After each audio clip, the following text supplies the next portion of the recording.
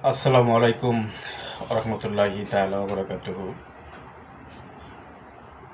Welcome back to my YouTube channel. This is Muhammad Asaduzzaman with you. This will be the very special video for you as a very candidate of 18th নিবন্ধন। আপনারা যারা viva দিচ্ছেন বা দিয়েছেন, viva দেওয়ার পরে যারা আপনারা ষষ্ঠ গণবিজ্ঞপ্তির আবেদন প্রার্থী হবেন, তাদের জন্য এই ভিডিওটি অত্যন্ত গুরুত্বপূর্ণ। আপনারাও অবশ্যই আমার এখানে হেডলাইন দেখেই বুঝতে পেরেছেন যে ভাইবাটা কী সম্পর্কে। ভাইবার পর করণীয় পার্ট 4, এর উপরে আমি আরও 3টি ভিডিও আপলোড করেছিলাম। আশা করি আপনারা আমার ভিডিও থেকে উপকৃত হয়েছেন এবং ভবিষ্যতে হবেন। চলুন আমরা ভিডিওটি শুরু করি বন্ধুরা। প্রথম অপশনে আমি রেখেছি সার্টিফিকেট অনুযায়ী নিজের আইডি সংশোধন। এটা অত্যন্ত গুরুত্বপূর্ণ, কারণ আপনারা অনেকেই জানতে চেয়েছিলেন যে সার্টিফিকেটের সাথে আপনার আইডির মিল নেই, কী হবে, করণীয় কী, ভাই কি আটকাবে কি না, এরকম ব্যাপারে আমি ভিডিও দিয়েছি। এখন আপনার অবশ্যই করণীয় আপনার সার্টিফিকেট অনুযায়ী আপনার এনআইডি কার্ড চেঞ্জ করা অবশ্যই খুব দ্রুত করে নেবেন। এটাই আপনার প্রথম এবং সর্বপ্রথম chief main stable responsibility to correct the very ID, that means national ID card according to your certificates. And then তারপর রয়েছে যে যাদের কনফিডেন্স রয়েছে যে আপনি রিটেন মার্ক মোটামুটি পাবেন, তারা অবশ্যই এখন থেকে ভালো প্রতিষ্ঠান সম্পর্কে খোঁজ রাখবেন আর একটা মোটামুটি লিস্ট করে রাখবেন। কারণ এই ভালো প্রতিষ্ঠান যদি আপনারা চয়েস দিতে না পারেন, সারা জীবন আপনাদের আফসোস করতে হবে এবং এমনকিও মনে মনে আপনাদের চিন্তা করতে হবে, কি করলাম, যদি খুব তাড়াতাড়ি করে বদলির ব্যবস্থাটা হয়ে যেত।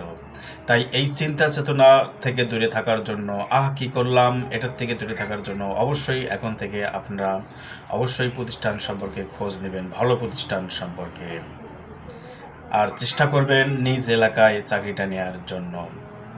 এবং তারপরে 3 নম্বর পয়েন্টটা মোটামুটি গুরুত্বপূর্ণ, নিজেকে সংযত রাখুন, কোনো ঝামেলায় জড়াবেন না। অত্যন্ত গুরুত্বপূর্ণ, most provocative point for you for this video.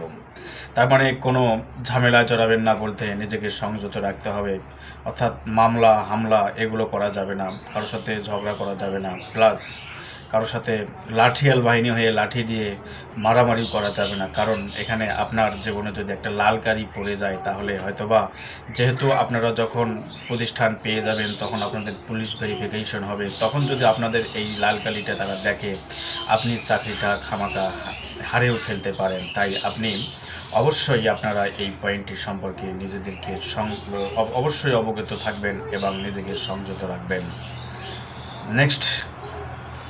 Next point is ধূমপান হতে বিরত থাকুন।